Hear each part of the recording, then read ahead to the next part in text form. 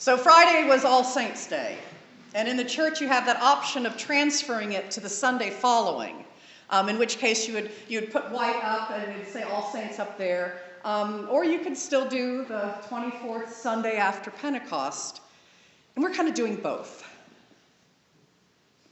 You got the readings for the 24th Sunday after Pentecost, but we are also holding up the saints that were part of our lives, the saints that are part of the communion of saints that we are a part of.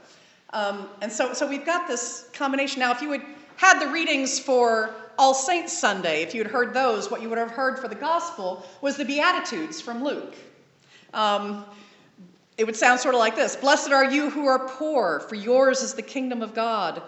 Blessed are you who are hungry now, for you will be filled. Blessed are you who weep now, for you will laugh. This broad picture of what God does for the saints. You would have also heard, woe to you who are rich, for you have received your consolation. Woe to you who are full now, for you will be hungry. Woe to you who are laughing now. There's this really broad picture that we see about what life is about. But we didn't read that today. Well, I just did, but that doesn't count. What we got was Zacchaeus.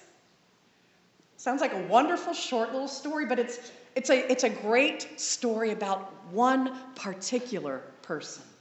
Not about saints in general, but about a particular one. The most unlikely one.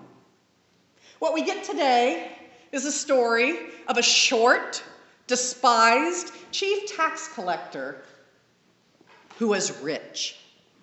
Now, you assume that if it's a tax collector, they're rich, but the gospel writer wanted to make sure you didn't miss that. That phrase just kept jumping out, and he was rich.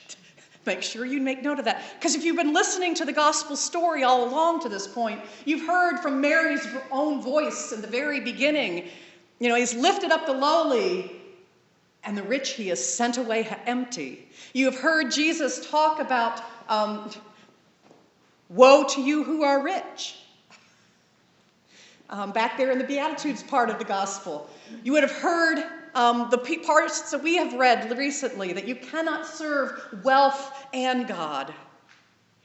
And if you've been reading through up to this point, right before Jesus gets to Jericho, the part that we skipped, this story today takes place in Jericho, the part we just skipped was Jesus talking with the disciples.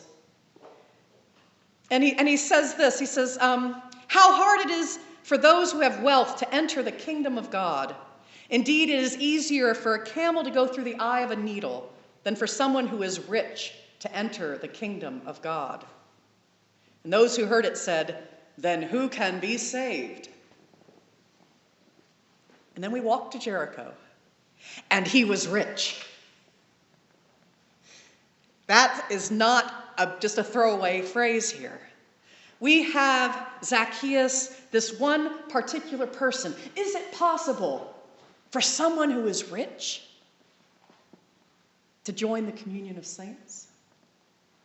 Is it possible for any particular person? Is it possible, I think the bigger question today is, for you or for me?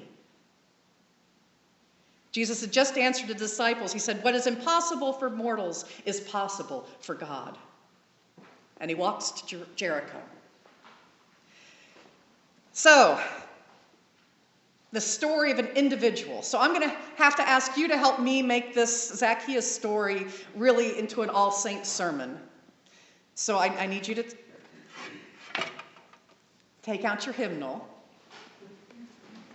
and turn to number 293.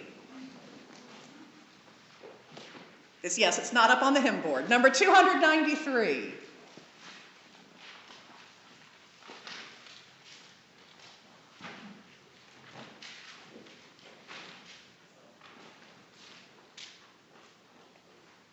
And we're just going to sing it without organ. Just one verse, we're going to start. And I'm going to sing it, and I really hope you sing with me. Let's put it that way. Zacchaeus, one particular person. Verse 1. I sing a song of the saints of God, patient and brave and true, who toiled and fought and lived and died for the Lord they loved and knew. And one was a doctor, and one was a queen, and one was a shepherdess on the green. They were all of them saints of God, and I mean God helping to be one too. One was a doctor, and one was a queen, and one was a shepherdess on the green, and one was a tax collector who was short and was rich. So this short tax collector, there's this parade coming to town. Now in the Middle East, and it still happens today, when someone really important is coming to town, everybody goes out of the village to go meet them. The story was told that when the president of Egypt was coming back in the 70s to this one little town, that the entire town left and greeted him. They walked 10 miles out of town to greet him, and then made him turn off the cars and the trucks of his whole entourage, and they pulled them the whole 10 miles back to town. This is a sign of greeting, the sign of honor. And when somebody goes out of town to greet someone, it means that they have lined up hospitality for them. So as Jesus is coming to Jericho, we have a story just before this one where the crowds are outside of Jericho greeting him. And they turn on the poor blind beggar who wants to see Jesus, and that's a whole nother story. But you have outside of Jericho this healing of the blind beggar with the crowds telling him, be quiet, Jesus wants us. You're nothing. And Jesus makes the crowd go and bring the blind beggar to him.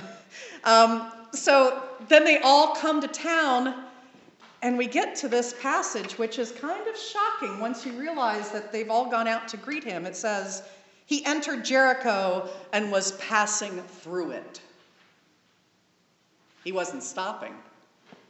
But they went out of town to greet him. He wasn't stopping. He was passing through. But there's still this great crowd with him. And then there's Zacchaeus. Now, I don't know if you've ever been in a big crowd to watch a parade or something. You know, you put the short people up front. Not when you don't like them. Not when he's the despised chief tax collector. He's back and back going, I can't see. And so Zacchaeus does something because he wants to see Jesus. He does something so dishonorable. You don't run. As an adult male in this society, you don't run. Remember that when you get to the prodigal son story and the father leaves the house and runs to greet his son. An adult male does not run. Zacchaeus runs. He runs on ahead, and then, boy, you think not running is something. He climbs a tree. Now, the interesting thing about the sycamore fig tree is they were not allowed to be planted in town. This would have been out the other side of town. He knows that Jesus is passing through. He runs on out ahead, and the sycamore fig had lots of really broad, spreading branches, low-hanging, perfect tree-climbing trees. But also perfect to climb in and hide. The amount of leaves and everything. So Zacchaeus, I have a funny feeling he may have run on ahead and said, okay, they can see me, but then I'm going to hide in the tree. They don't need to see me up in the tree. And Jesus passes through Jericho. Already the people in charge of hospitality are a little bit miffed. And he gets outside of town to where the big sycamore tree is, and Zacchaeus can't hide from Jesus. I see you. Zacchaeus, come down. Jesus offers this real possibility to the one who wants to be hidden. Jesus offers what ends up being costly love. Because the town that has turned out to welcome him, to honor Jesus, now you hear that grumbles, the complaints. Because Jesus says, Zacchaeus, he's walked through town. He hasn't accepted. Zacchaeus, come on down because you know what? I need to stay in your house today. But we already planned that. We already figured out how this was going to happen. He's going to go stay with that sinner. And the scorn that the town normally aims at Zacchaeus is now aimed at Jesus. Zacchaeus comes down and joyfully says, yes. For the Son of Man came to seek and to save that which is lost. And Zacchaeus welcomed being found. The gift of grace that he receives creates this power in him to then turn around and offer grace. Another fact I didn't know about Middle Eastern peoples is that when they proclaim things, it has to be, even if the reality can be this big, the claim has to be this big.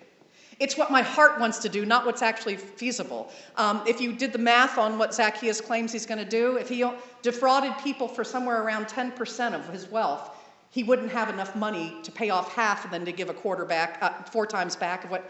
It's an exaggeration, but if he just did the facts, okay, the accounting works this way, no one would have believed that he was actually going to do that. This is the way Middle Eastern. It's what my heart, if I could, I would give this much. And you know he's going to follow through on everything that his heart can do. I'm going to give away half of what I own, and anybody that's defrauded, I'm going to make this all right. It's going to be costly grace and love from him that he's proclaiming to the world.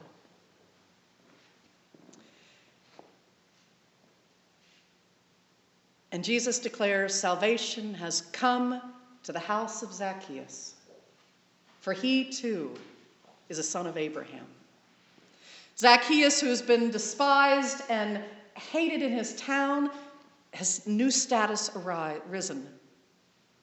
He is a son of Abraham. Abraham, who believed God and journeyed out in faith, not knowing where it was going to take him. I know what riches will do for me, but I don't know what this is going to do, but I'm going to do it anyway, Zacchaeus says. And the costly grace and being found changed him. It's affected how he will live the rest of his life. You know, we get a lot of great stories in the New Testament, but we get to that point, and then we don't find out what happens the next day. The prodigal son comes home.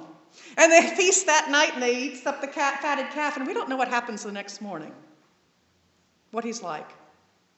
And the elder son is given that option to come in, and we don't know what happens the next day. And a good Samaritan picks up an injured person on the side of a road, and we don't know what happens the next day for that injured person, how his life changes. We're given Zacchaeus, though, whose entire frame of reference is changed. It will alter everything.